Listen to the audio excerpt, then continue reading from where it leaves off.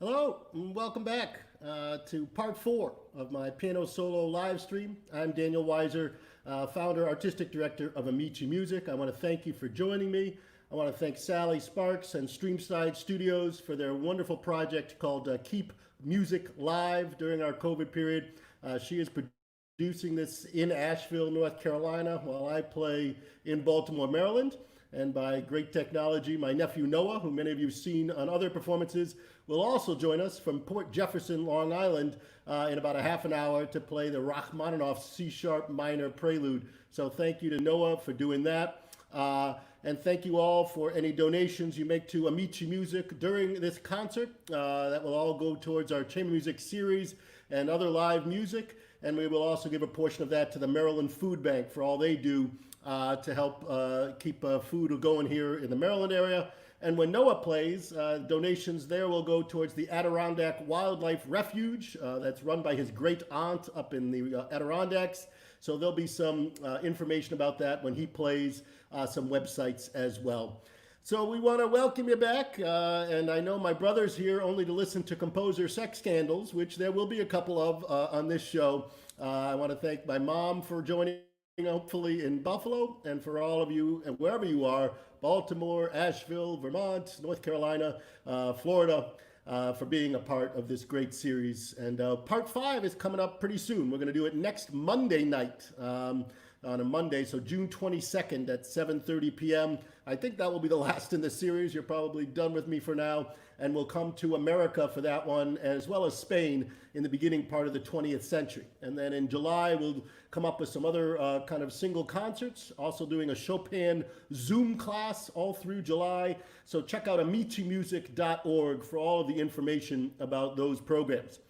Today, though, we're going to be mostly in Russia and in France for the last 30 years or so of the 19th century, the really deep romantic end of the century. And we're going to begin with Peter Tchaikovsky, the great Russian composer who was born in 1840. And I love Tchaikovsky because he is a law school dropout, just like myself. He had gone off to the St. Petersburg School of Jurisprudence in his teenage years, and even had taken a job as a clerk with the Ministry of Justice for a short time, but had always played piano and became actually one of the first students to join the new St. Petersburg Conservatory when it opened in 1862. Those of you who were with me last week, I played the music of Anton Rubinstein, who was sort of the leader of the St. Petersburg School and then later the Moscow Conservatory. He single-handedly sort of produced this incredible school of great composers and pianists and violinists that soon took over the world, really, in their greatness of playing. And many of them came to America as well in the early 20th century. And we'll hear some links between Russian music and American music as we go through today. But Rubinstein was lucky that one of the first students he got was Tchaikovsky. He turned out to be one of the great of all composers. And he did a little bit of everything at school, played piano, played violin, also conducted, although apparently he had a great fear of conducting. And he always thought that his head was going to fall off while conducting. So whenever you see pictures of him, he has his left hand under his chin, keeping his head on as he conducts. But he was a pretty good conductor in the end. He ended up teaching right after he graduates from St. Petersburg Conservatory. He gets hired to be the composition teacher at the new Moscow Conservatory for several years, although he really doesn't enjoy teaching too much. He much prefers to compose, but towards the end of his time teaching there, one of his pupils, a woman named Antonina Miliakova, falls madly in love with him and threatens to commit suicide if he does not marry her. Now, Tchaikovsky at the time was working on his opera Eugene Onegin, in which the man sort of callously rejects the woman, Tatiana, and bad things happen. And so maybe he thought that life was going to imitate art, and he decided that he should marry Antonina, even though he didn't love her. In fact, he was gay, but probably thought he could sort of hide that through this marriage. But unfortunately, within 6 weeks of marrying her, he had a nervous breakdown and tried to kill himself by jumping in water. He was fished out by his brother Modeste, But that marriage did not end well. They separated soon after. She ends up living all the way until 1917 and ends up dying in an insane asylum. So there's a good movie to be made about Antonina Miliakova. But let me play a piece that Tchaikovsky wrote in 1868, which shows his style. He, very much like Chopin, often wrote very tragic, sad pieces, but with a great sense of melody. So here is his Romance. This is Opus 5, written in 1868. Hope you enjoy.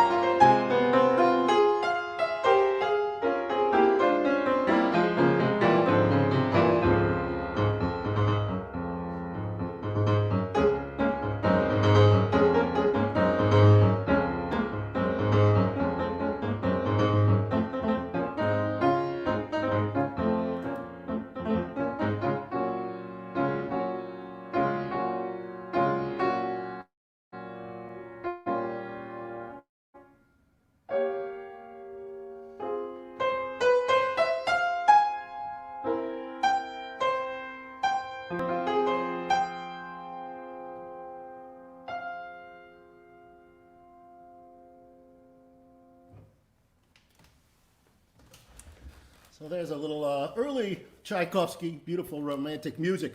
Now, after the dissolution of his marriage, he was fortunate just after that to meet, well, he didn't actually meet her, but through letters, he met a woman named Nadezhda von Meck, a very wealthy countess, widower, whose husband had made lots of money in the coal mines.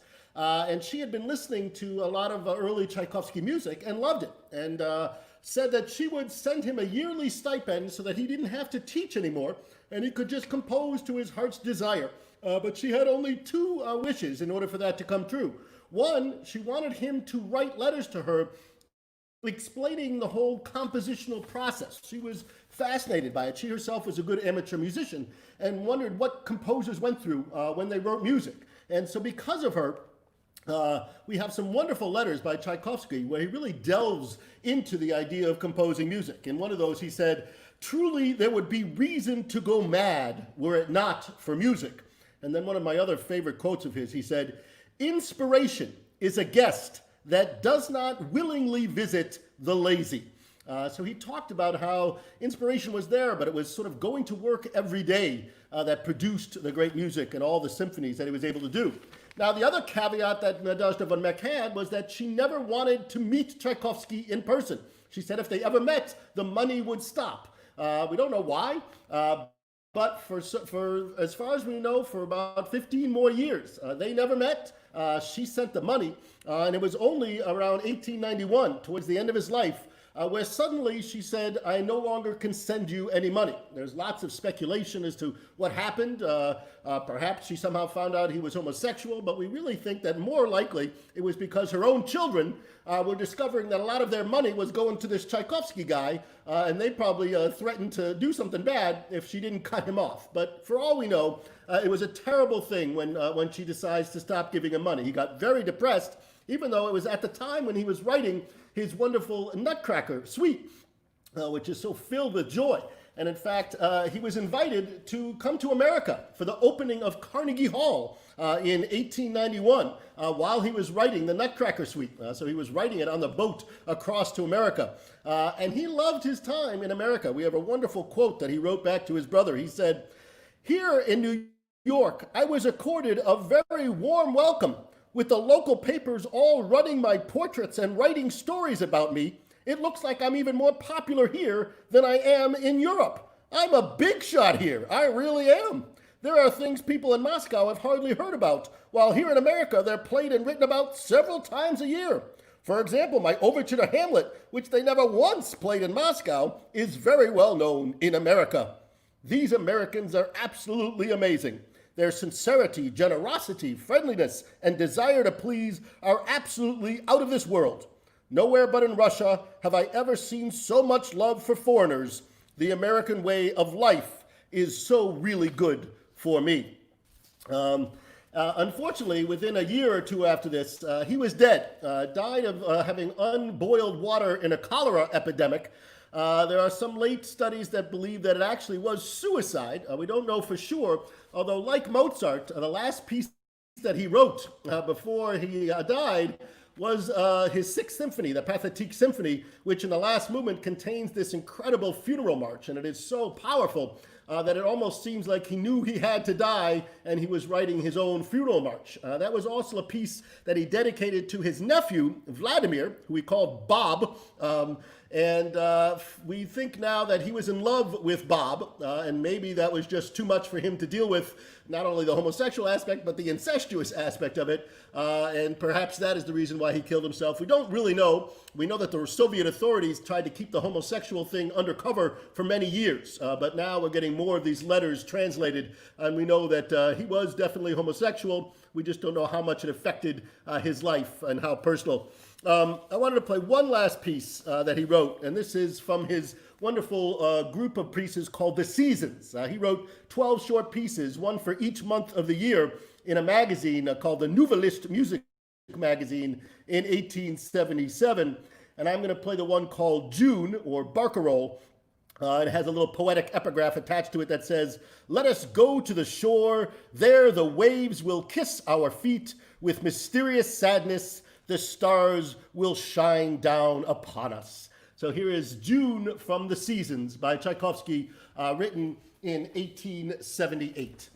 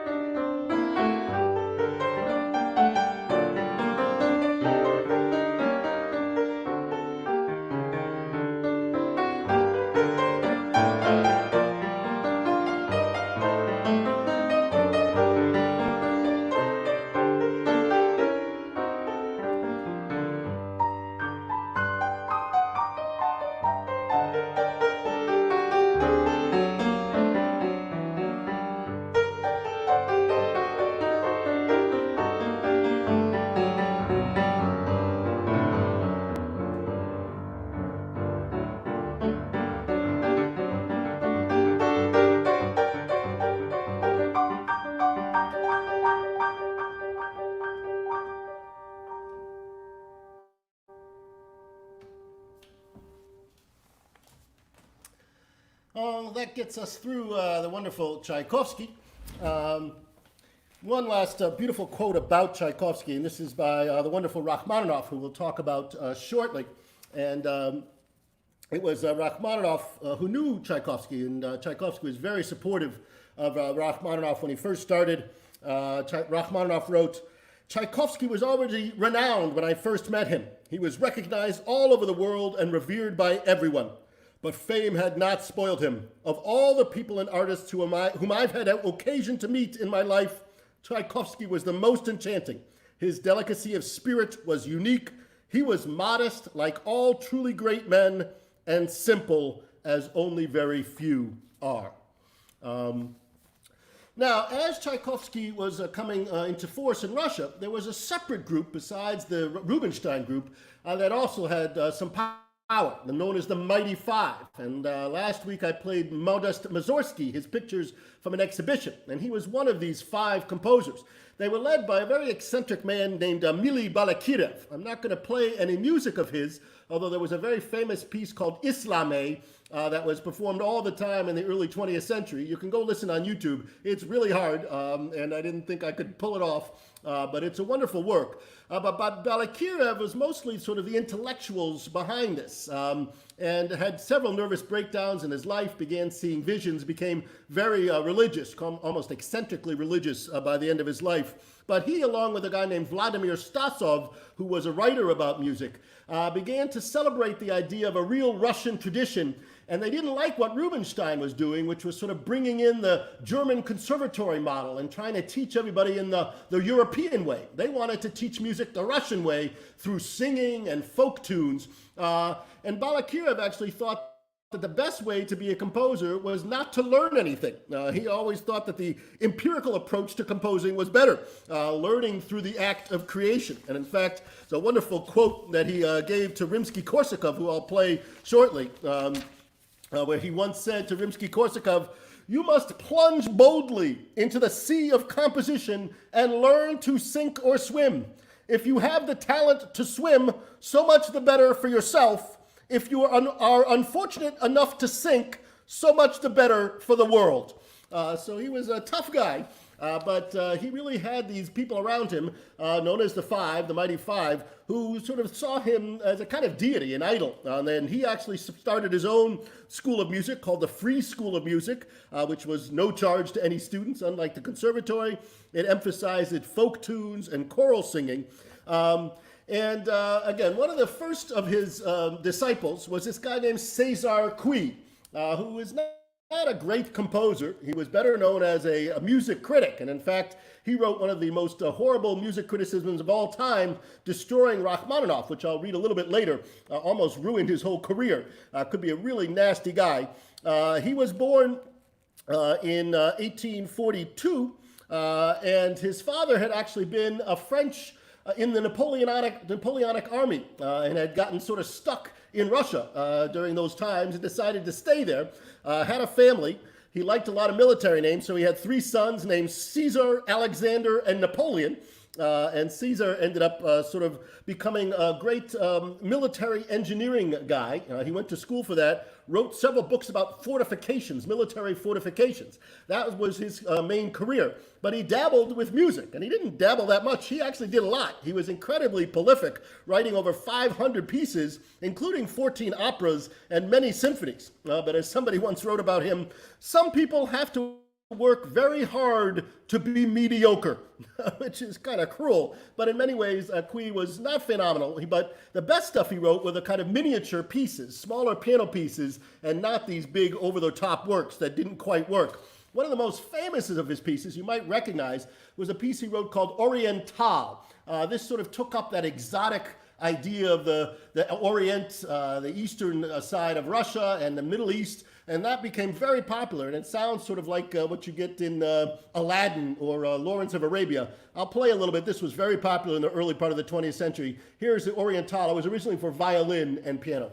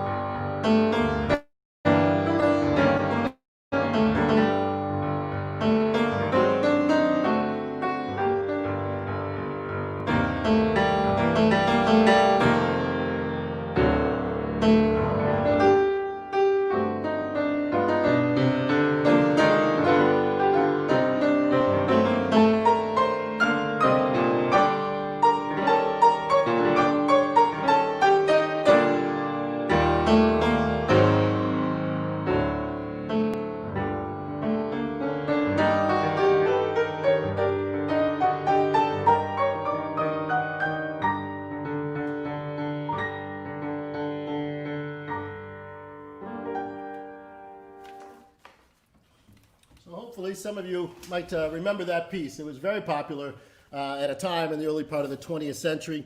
But I wanted to play one other piece of César Cui that I really do enjoy.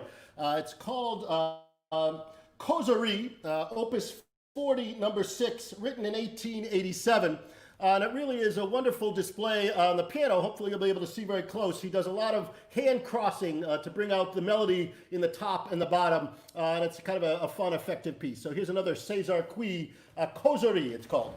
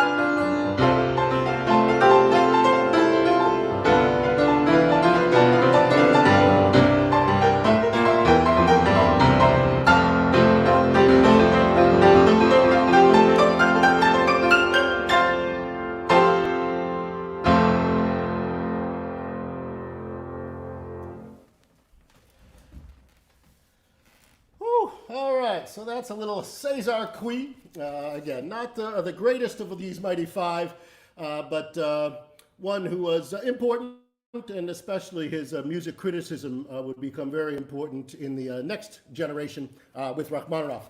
Another member of the Mighty Five was a guy named Alexander Borodin, who was actually more famous and still famous as a doctor and a chemist. In fact, he developed something known as the Borodin reaction, which has something to do with displacement of chlorine by fluorine in benzoyl chloride. I have no idea what that means, but maybe some of the scientists out there have heard of Borodin. He was also a very progressive guy who was one of the first to establish medical courses for women in 1872. He was a professor of chemistry at the Academy of Medicine. But he also was an amateur cellist, and he had met Balakirev and had begun to compose music. Now, he did not want to make a career of it. He said, respectable people do not write music or make love as a career. So he also said, music is a relaxation from more serious occupations. So he was very busy doing his own things. But he wrote some beautiful music, and most famously, he wrote Prince Igor, an opera that he never finished at the end of his life. In fact, Rimsky-Korsakov, his friend, would have to have finished it. But the Polovtsian dances from that and other music were so popular that they sort of made their way into Broadway. And in fact, the whole show Kismet, which opened in 1953, was based upon the music of Borodin. And in fact, Borodin was posthumously awarded a Tony Award for this show because he was the writer of the music for basically this show. And of course, the most famous number from this show was A Stranger in Paradise. And so what I wanted to do was play the Polovtsian dances that The Stranger in Paradise, then they wrote words to and made it. One last quote before I get this. This is from Rimsky-Korsakov, who would go visit Borodin all the time. And he said, when I would visit him, I often found him working in the laboratory, which adjoined his apartment. When he sat over his retorts filled with some colorless gas and distilled it by means of a tube from one vessel into another, I used to tell him that he was transfusing emptiness into vacancy. Having finished his work, he would go with me to his apartment, where he would then begin musical operations or other musical conversations, in the midst of which he would jump up, run back to the laboratory to see whether something had not burned out or boiled over. Meanwhile, he would fill the corridor with incredible sequences from successions of ninths to sevenths. So a real great back and forth between the music and the science. Here is the Polovtsian dances by Borodin.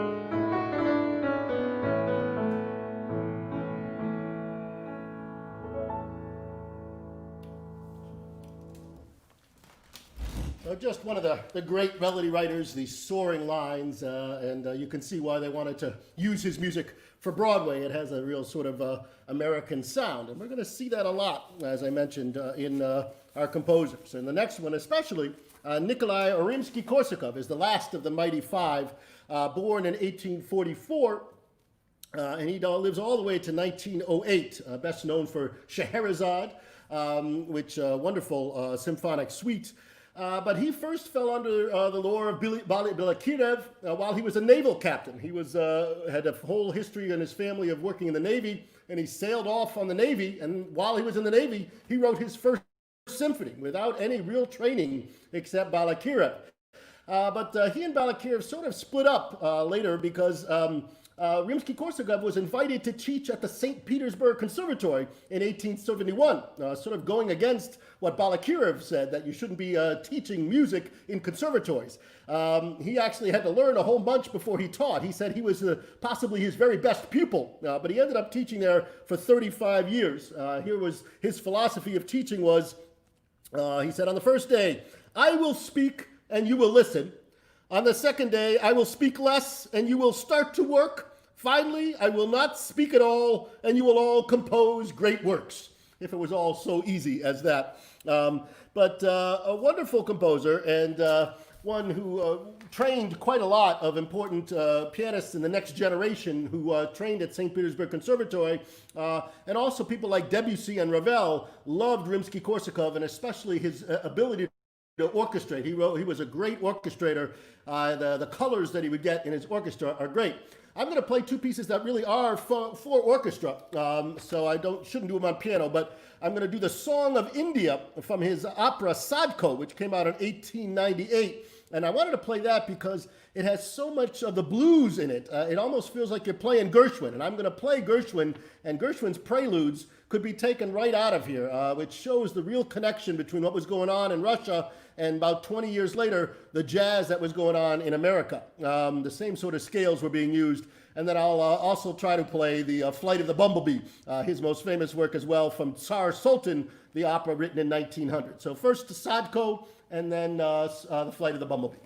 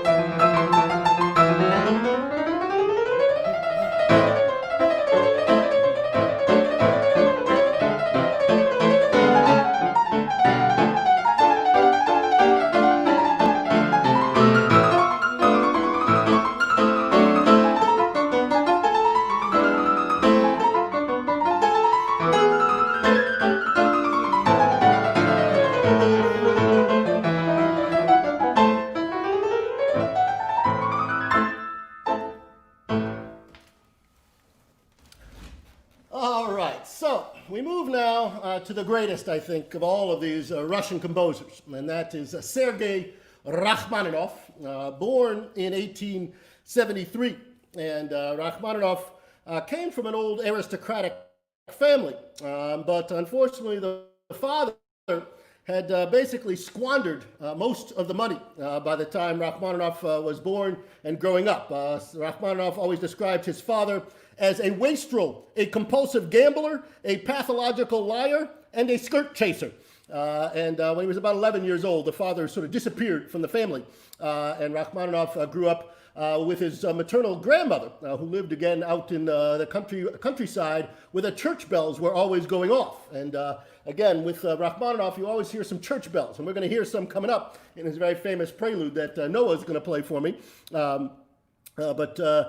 Stravinsky always talked about Rachmaninoff. He said, his immortalizing totality was his Russian soul. He was 6.5 feet of pure Russian gloom. And he was a very tall man, had incredibly large hands. He probably had Marfan syndrome, actually, could stretch 2 octaves in a single hand, which is kind of cruel to those of us who try to play his music. And he has huge chords. It almost is impossible to play some of his music because he designed it for his own hands. But when he was 10 years old, he was invited to go to the St. Petersburg Conservatory. He showed great talent as a young pianist, but unfortunately was rather lazy, and in fact failed out of St. Petersburg School when he was about 15 years old. Basically, all the teachers said, there's a lot of talent here, but he doesn't know how to work, has no discipline. Maybe got it from his father. But ultimately, he gets invited to a guy named Nikolai Zverev, who was a pianist at the Moscow Conservatory and a friend of the family. And he was known for taking in talented kids and sort of working them to death and giving them discipline. And Zverev lived at his house. Rachmaninoff lived at Zverev's home and often practiced 8 hours a day under the guidance of Zverev. And there were a couple other pianists who lived there as well, youngsters. Balakirev actually had studied with Zverev for a while. And soon enough, he does get invited back to the Moscow Conservatory. And by this time, he is considered one of the golden children of Russia. And Tchaikovsky, who meets him in 1893, said about the 16-year-old Rachmaninoff, for him, I predict a great future. And it was while he was in conservatory in 1891 that he actually got sort of the best possible grade that anybody had ever gotten there. This is how Rachmaninoff described it. He said, doing his final exam, among the professors at the green table sat Tchaikovsky. The highest mark ever given was a 5, which could, in exceptional cases, be supplemented by a plus sign, a 5 plus. I knew that I had already gotten this mark, but when it was my turn to play, Arensky drew Tchaikovsky's attention to the fact that I had been the only pupil who, during the last lesson, had written 2-part songs without words, and he asked whether he would like to hear them. Tchaikovsky nodded his assent, and since I knew my songs by heart, I sat down and played them. When I finished, Tchaikovsky rose and busied himself with the examination journal. It was only a week later that I heard what he had been doing. He had added 3 more plus signs to my mark, 1 on top, 1 below, and 1 behind. This 5 with 4 plus marks, a unique occurrence in the annals of the Conservatoire, was naturally much discussed, and the story made the rounds of all Moscow. So he had a great time in conservatory, and one of the pieces that he played there for his final exam was the C-sharp minor prelude, which he would then play all his life. He actually ended up hating this piece because he played concerts everywhere, and everybody wanted this piece because it's a great work. And I'm so glad that I got my it seems like my cousin, my nephew Noah, to just learn this in the last couple of weeks. So really impressive that he's done this. A new piece for Noah. Please put your hands together and welcome Noah Tini playing the C-sharp minor prelude by Rachmaninoff.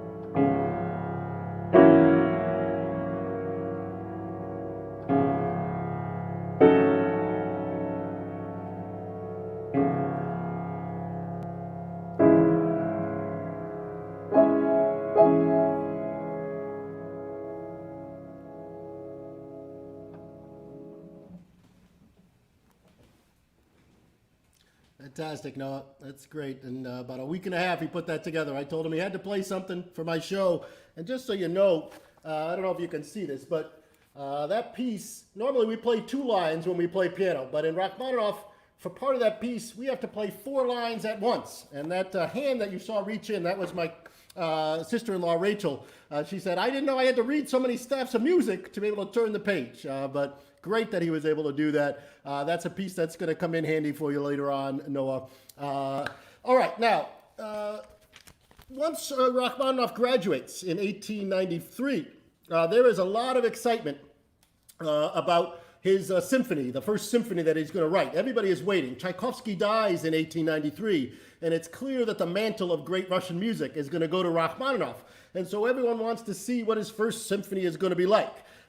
And it turns out to be an absolute disaster. Here's how Rachmaninoff describes the beginning. He said, the circumstances attending the performance of my first symphony in 1896 affected me very deeply and had a decisive influence on my later development. I imagined that there was nothing I could not do, and I had great hopes for my future. It was in the confidence bred of this feeling that I composed my first symphony in D minor, and the ease with which I worked encouraged my pride and self-esteem. I had a very high opinion of my work, which was built up on themes that I had taken from the choir book and the chants of the Russian church service. The joy of creating carried me away. I was convinced that here I had discovered and opened up entirely new paths in music. But unfortunately, the performance did not go too well. One, it was a very difficult piece of music, and there was not enough time to rehearse the orchestra. And so there were moments in the piece that Rachmaninoff didn't even recognize when he was listening because they were just playing the wrong notes. There was also some talk that the conductor, Glazunov, who was a very famous composer in his own right, but also a well-known alcoholic, was drunk during the performance. And that certainly wouldn't have helped the matters. But in any case, here's how Rachmaninoff described it. The performance was beneath contempt, and the work in parts was unrecognizable. But apart from this, its deficiencies were revealed to me with a dreadful distinctness, even during the first rehearsal. During the night of the concert, I could not even go into the concert hall. I left the artist's room and I hid myself, sitting on an iron fire escape staircase, which led into the gallery of the hall. There I spent the time huddled on a step, while my symphony, which had fanned in me such great expectations, was being played. I lived through the terrible experience again and again. It was the most agonizing hour of my life. Sometimes I stuck my fingers in my ears to prevent myself from hearing my own music, the discords of which absolutely tortured me. Only one thought hammered in my brain. How is it possible? What is the cause of it? No sooner had the last chords died away than I fled horrified into the street. I ran to the Nevsky, boarded one of the trams so familiar from my childhood, and drove incessantly up and down the street through wind and mist, martyred by the thought of my failure. All my hopes, all belief in myself had been destroyed. And then on top of that, he got this incredible review by César Cui, the man who wrote the mediocre music, although good stuff. Here's how he wrote this incredible review.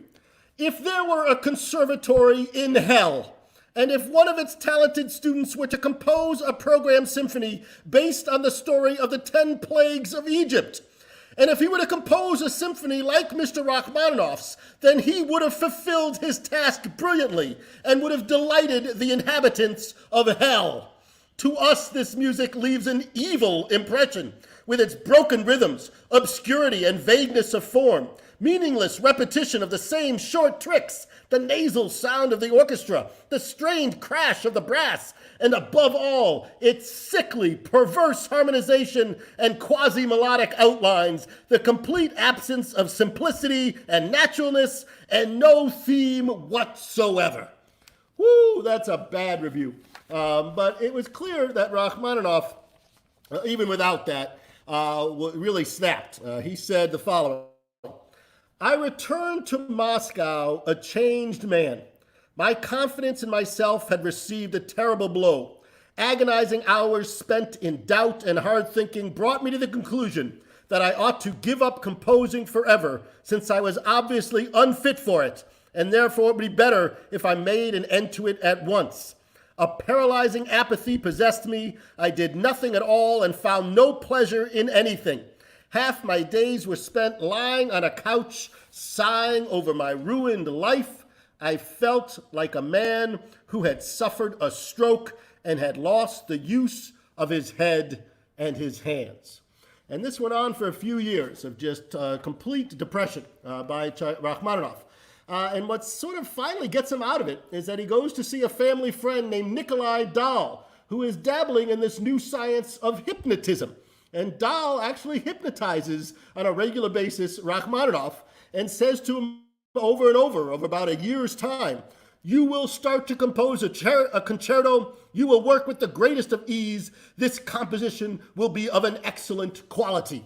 And out of that, he writes his second piano concerto, which is one of the great piano concertos of all time, in 1900. He follows that up with a wonderful two-piano suite, which I'm going to perform in a few weeks that I'll let you know about online, and a cello sonata as well. And it's as if the whole dam breaks at that point. And a couple of years later, he writes several more preludes. I'm going to play two of them. The one in D major, number 5, and in G minor, number 6. Both incredible works by Rachmaninoff.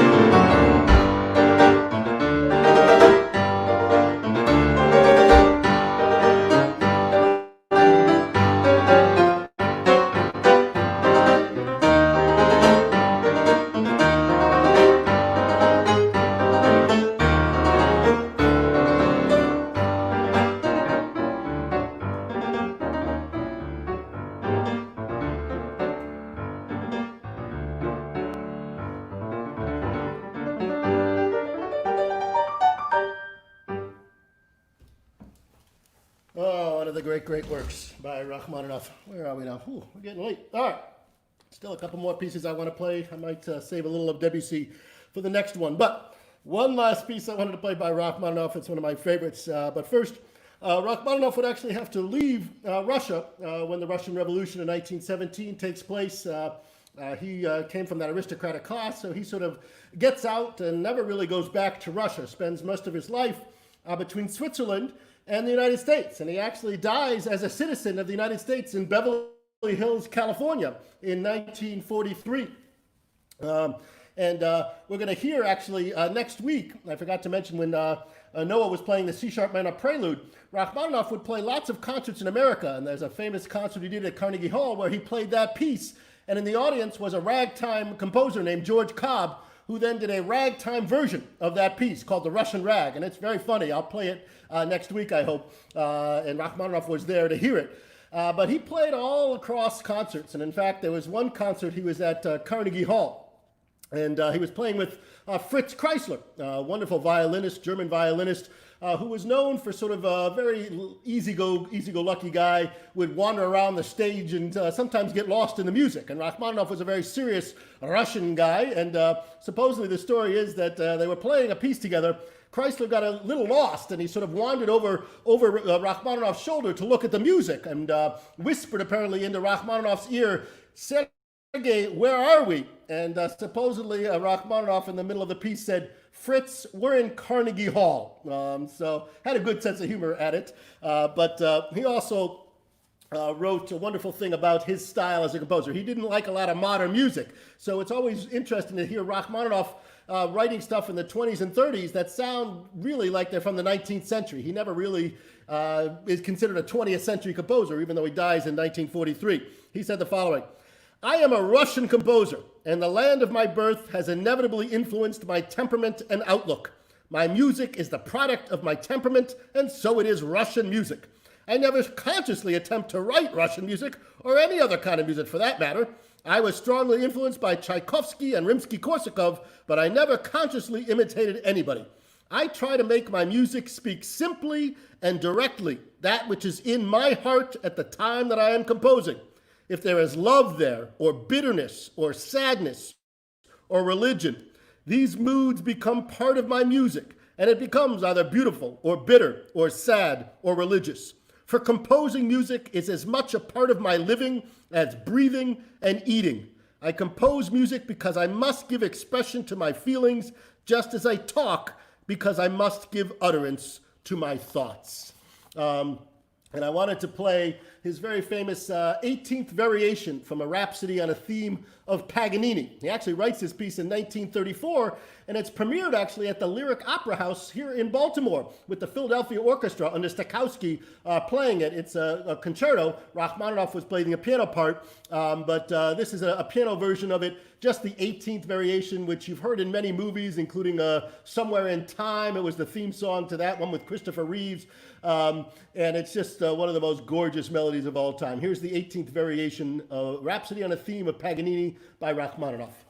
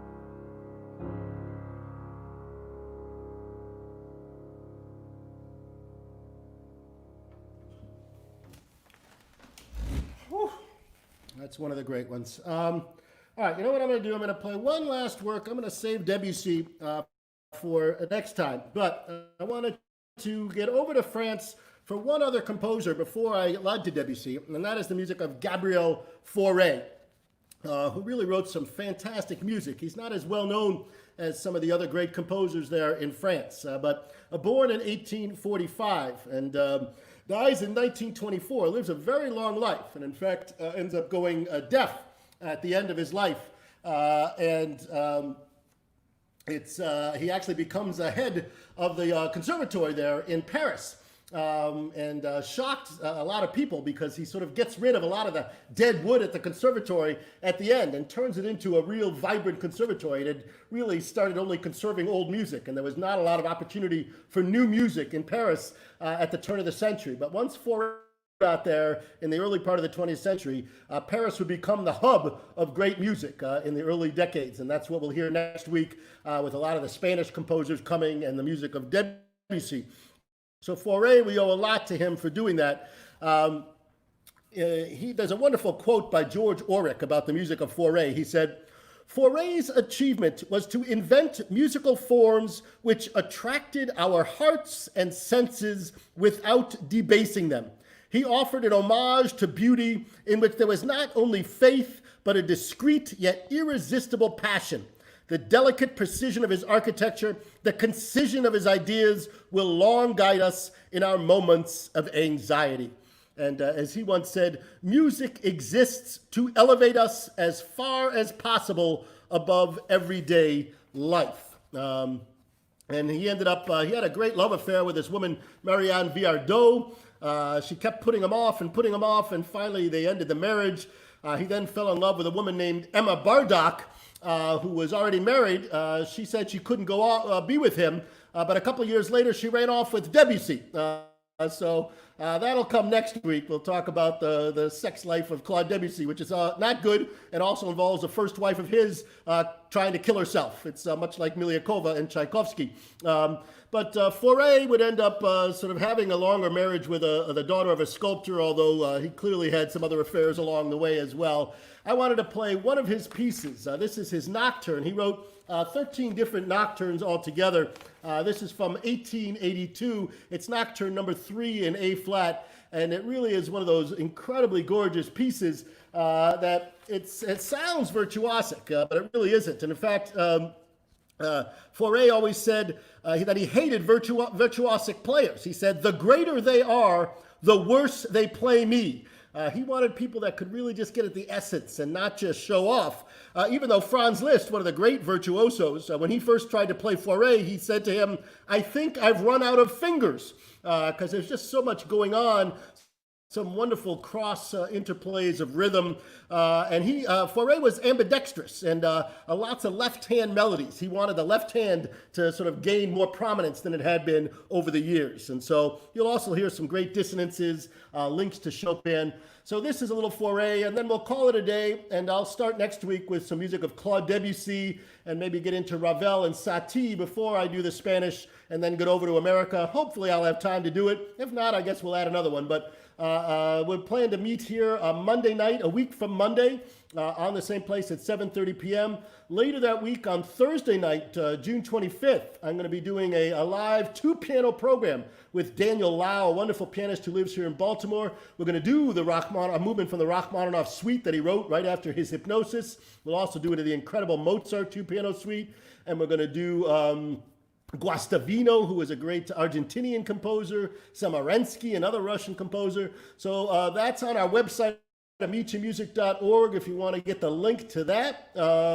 And then in July, I'm doing a whole Chopin Zoom class, 4 different classes on Thursday afternoons from 1 to 3. You have to sign up for that. That, again, is on my website, amicimusic.org. Thank you again for donating any money and for being here. Here is Gabriel Fauré's Nocturne number 3 in A flat.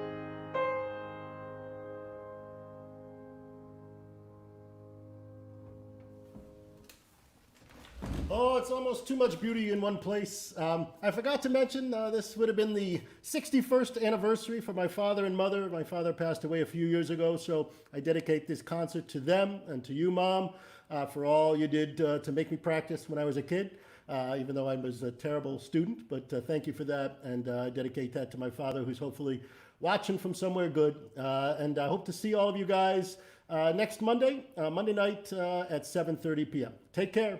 Be safe.